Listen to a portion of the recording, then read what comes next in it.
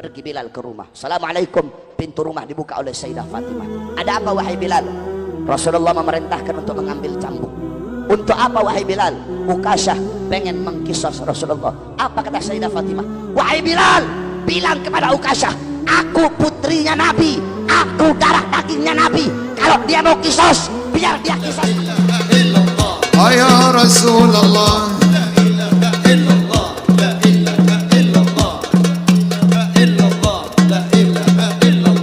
Malik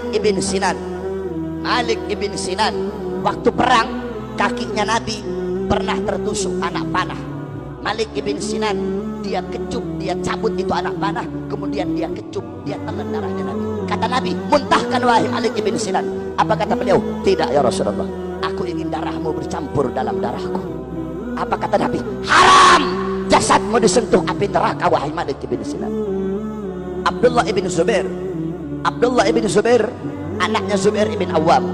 Waktu Nabi habis hijamah, Nabi waktu habis bekam, Nabi bilang, ya Abdullah bin Zubair, buang ini darah bekamanku di tempat yang tidak dilihat oleh orang. Dibawa sama Abdullah bin Zubair, dia lihat gak ada orang, dia minum darahnya Nabi. Habis dia minum, dia bilang, sudah aku buang ya Rasulullah. Di mana? Di tempat yang aman, gak bakal ada orang bisa lihat. Di mana? Di perutku ya Rasulullah. Kenapa ya Abdullah bin Zubair? Aku ingin darahmu bercampur dengan darahku ya Rasulullah.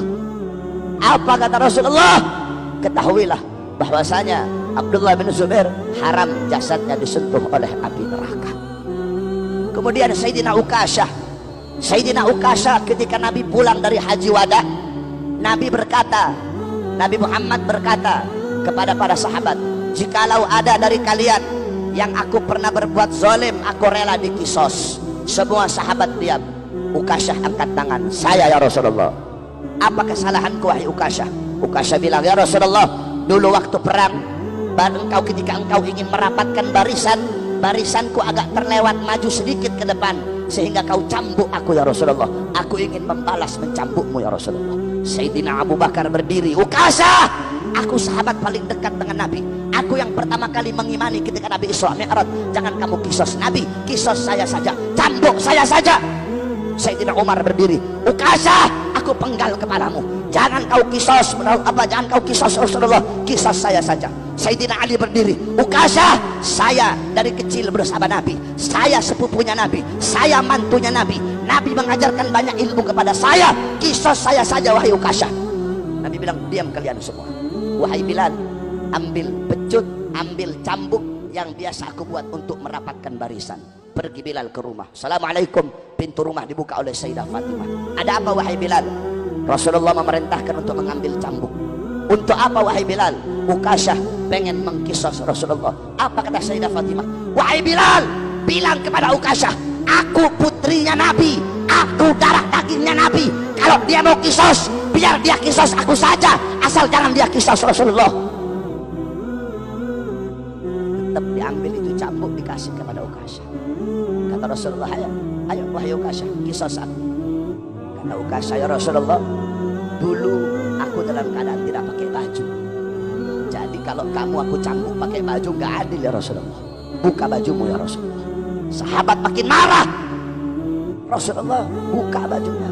Ketika dibuka bajunya Nabi, langsung Ukasyah peluk dan langsung dicium perutnya Nabi Muhammad.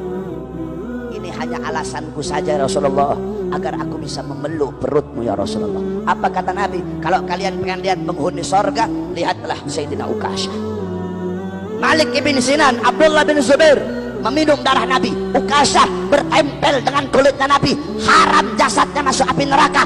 Masa bapak ibunya Nabi, yang dimana Nabi adalah darah dagingnya, masa bapak ibunya Nabi masuk dalam neraka, saudara-saudara? Ini nggak masuk akal ini. Kalau bapak ibunya Nabi masuk neraka, berarti api neraka tidak bisa memakan beliau berdua. Kalau api neraka tidak bisa memakan beliau berdua, apa gunanya neraka? Sedangkan Allah tidak akan menciptakan sesuatu yang tidak berguna dan sesuatu yang sia-sia. Nah, oleh karenanya ibunda Nabi, setiap orang yang mengenang Nabi akan mengenang ibunda Nabi. Begitu juga para ulama, begitu juga orang-orang soleh. Walaupun mereka telah wafat, tapi mereka akan selalu dikenang selama-lamanya.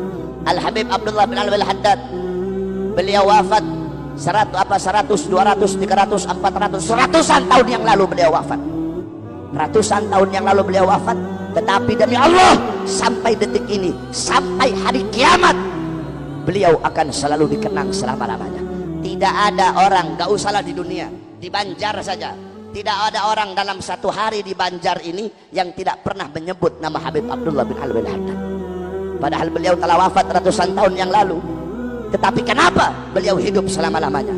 Hidup dalam apa? Hidup dalam Ratib Al-Haddadnya, hidup dalam Wirdul Latifnya, hidup dalam Nasohi'ud Diniyahnya, hidup dalam Risalatul Muawanahnya, hidup dalam Risalatul Mudzakarahnya, hidup dalam Hikamnya, hidup dalam Diwan Haddadnya, hidup dalam Adab Sulukul Muridnya.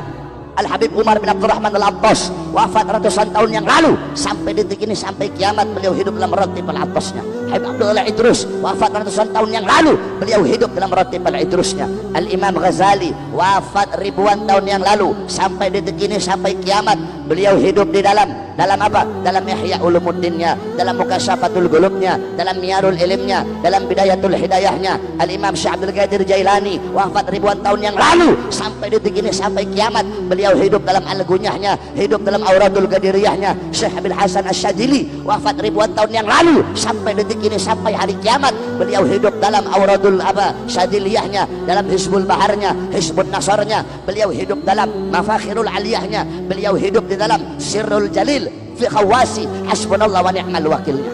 Ini para ulama, ini para orang-orang soleh. Walaupun mereka wafat, walaupun mereka mati, walaupun mereka meninggal dunia, mereka akan selalu dikenang selama